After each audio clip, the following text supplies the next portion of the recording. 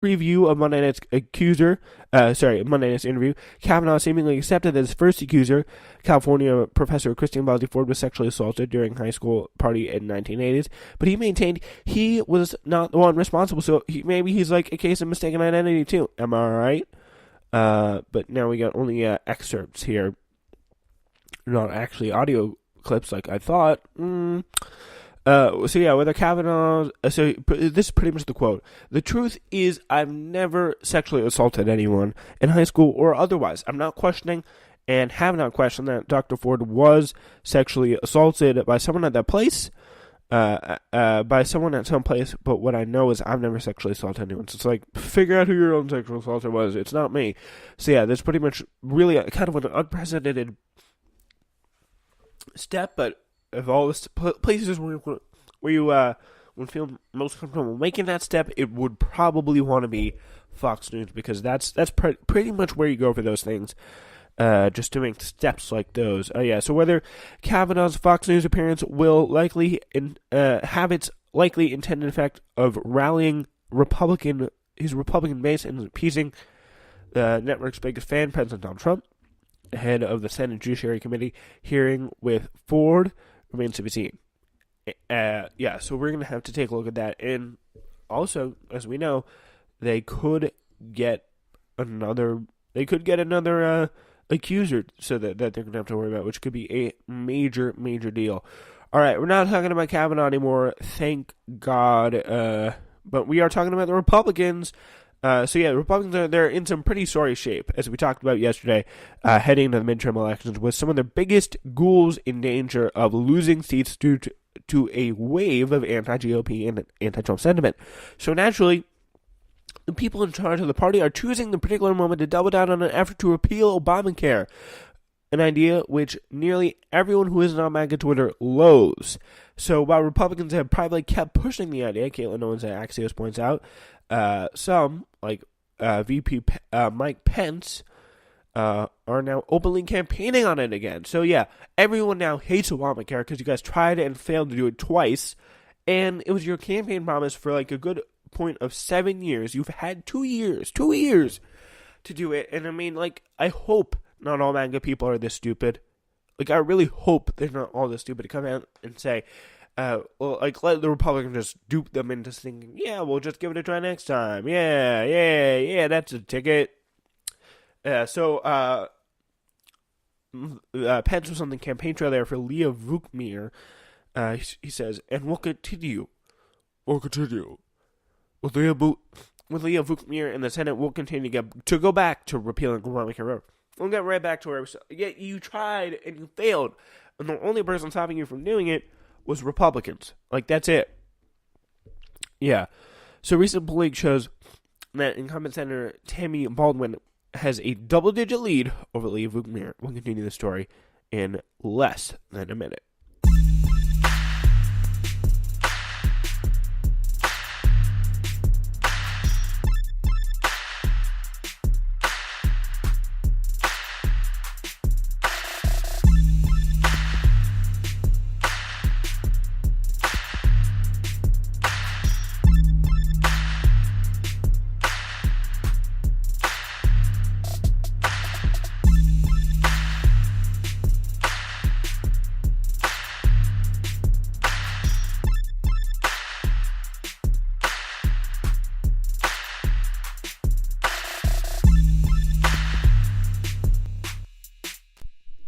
All right, ladies and gentlemen, welcome back to today's show. Thanks so much for sticking with us. We were talking about Republicans, and they're still continuing right now to push repealing Obamacare, which seems to be, at least to me, a little stupid. I don't know about that. It's all about that base, because as far as I can tell, they've lost independence, and there's no one left to woo. Conservative economist Doug Holtzman told Axios, love to woo people with the promise of making their lives worse. That's really going to work. But yeah, this is the world we live in now, like, that we think that even though this takes place, like, our lives are still going to be, these people, even though they have had so much time to do it, they still think their lives are going to be made worse, and they still think their lives are going to be made better, even though we know, like, empirically, they're going to be made worse, and they're still trying to push this, even though they've had 2 years. Everything about the story is just absolutely crazy to me. And it's not just the Kavanaugh administration must exist in a constant state of Trump-induced psychosis. Steve Scalise of Louisiana, the House Majority Whip, and white supremacist rally attendee and gun supporter, even though he got shot. He spoke to white supremacists in 2002. Sheesh, that's rough. Told Fox News last month that he would repeal would be a priority if Republicans held on in Congress. Scalise, by the way, is totally not preparing for a run as GOP leader if Kevin McCarthy's second bid goes down to flames. Wink. Yeah, so it's very possible there he could end up as a GOP leader. But we, by the way, out of the House, passed a repeal and replace of Obamacare, something that would lower health premiums and create a private marketplace for the healthcare that does not exist today, Scalise told Neil Kavanugh. So yeah, that seems to be where he's thinking about. He's thinking about this repeal and replace with Obamacare. I mean, I really don't get why they couldn't just use the one. I don't want to give them any ideas here, but like, did they not try using the one they used 60 times on the Obama administration, and then like put that on file, like with a marking, like for when we actually get back in power? Like, I don't get that. Yeah, so in the real world, polls show that that half Americans support transitioning to single-payer healthcare, and a Kaiser poll from earlier this month showed that roughly 90% support the Affordable Care Act's most popular provisions, those which prevent insurance companies from charging sick people more or denying coverage based on pre-existing conditions, which Republicans are currently trying to sabotage through the courts. So, once again, good luck with that, and have fun with the blue wave. That's all I'm going to say. That's all I'm going to say. All right. Ladies and gentlemen, we're down to our last story. I promised you juicy. I promise you a media feud. And you're about to get it right here, right now. Because in one corner, we have Axios' Jonathan Swan, who reported this morning that the Deputy Attorney General had offered to verbally resign to Chief of Staff John Kelly in Axios. Wow. So that's interesting, because we all know about this Rod Rosenstein story. People thought Rod Rosenstein was out. People thought Rod Rosenstein was going to resign. And the first person who reported this Rod Rosenstein verbal resignation was, and by the way, this later turned out to be untrue, was Jonathan Swan. So that's what he's got for him. Swan later added a clarification to his scoop. In other words, saying something a neutral observer would characterize as a correction, saying that headline and copy were edited to note that it's unclear whether Rosenstein's verbal offer to resign was accepted, which is, I don't know, maybe, just maybe, kind of an important detail. Just call me crazy there.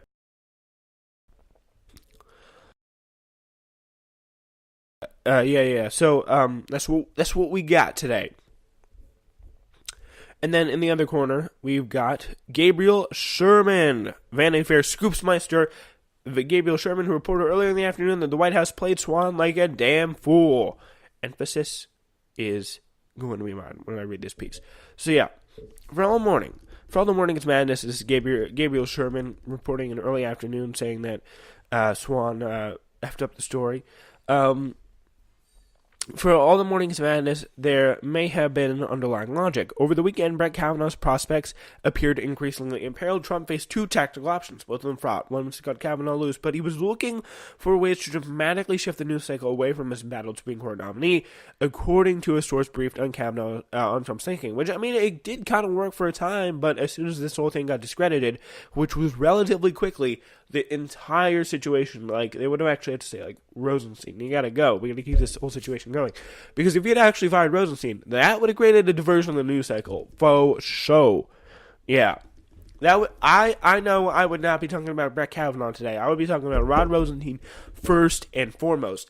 Yeah, but still, they still want to do something really big. The source said the leak about Rosenstein's resignation could have been the result, and it certainly had the desired effect of driving Kavanaugh out of the news cycle for at least a few hours. So, yeah. You stupid, Jonathan Swan. Yeah, you tell him, Gabe Sherman.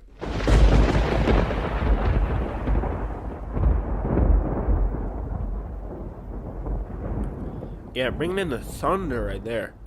Yeah, that's it. Yeah, so anyway, so Sherman is reporting that the Trump administration wanted to drop a news bomb, which he says they placed with Axios, and it worked. Having to be played like a fiddle by the single anonymous source upon which your entire story relies. As you can imagine, this was not kindly received by Swan, the same reporter who once mused that Jeff Sessions is an honorable person. He called Gabriel Sherman's he called Sherman's reporting disgraceful BS, but he actually said bullshit and accused him of being the real pawn, except for Steve Bannon, of course. So this is what he was at on Twitter. He was out tweeting away, and Mike Moley, who is someone else who's a reporter, I think. He's a national political reporter for MNC News. So here's what he said. So for those keeping score at home, Gabe Sherman's source briefed on Trump's thinking said that Jonathan Swan's source with direct knowledge was just trying to kick Kavanaugh out of the news cycle for the few hours. Yeah. And then Jonathan Swan, by the way, this is a swear word. His words, not mine here. This is such disgraceful bullshit. Because I'm pretty sure he talks in a British accent. Gabriel Sherman should be ashamed of himself and should stop doing stenography for Steve Bannon. Rosenstein offered his resignation to Kelly. We wrote verbally resigned. Justice Department isn't denying he offered his resignation. Boom! Sherman, for his part, has not responded to the attack on his character, which is a little disappointed. At the bottom of Swan's post, I regret the way I wrote this morning's version of the story by saying Rosenstein had verbally resigned to Kelly rather than offered his resignation. I convey a certainty that this fluid situation didn't deserve. It's an important nuance, and I regret the wording. A little bit more of an important nuance. Yeah, so that's a little journalism feud that took place back and forth today. All right. That's it for us. With at least the content anyway, we got a little bit more time left.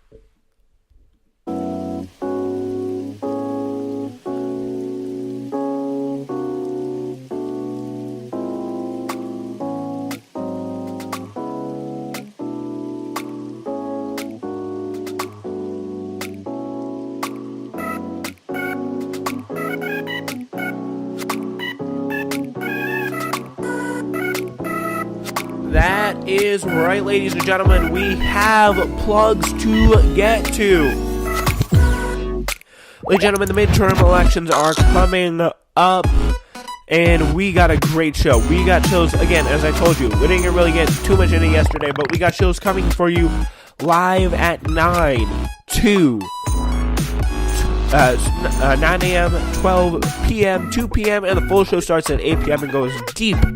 And tonight we have a great guest lineup with, again, Nick Walsh, Glenn Bradford, David Langan, Zach Lifshitz, and new people you never heard of even before, including our new SW political analyst, Suvid Kakar, Jack Engel, who's another one of our SW political reporter.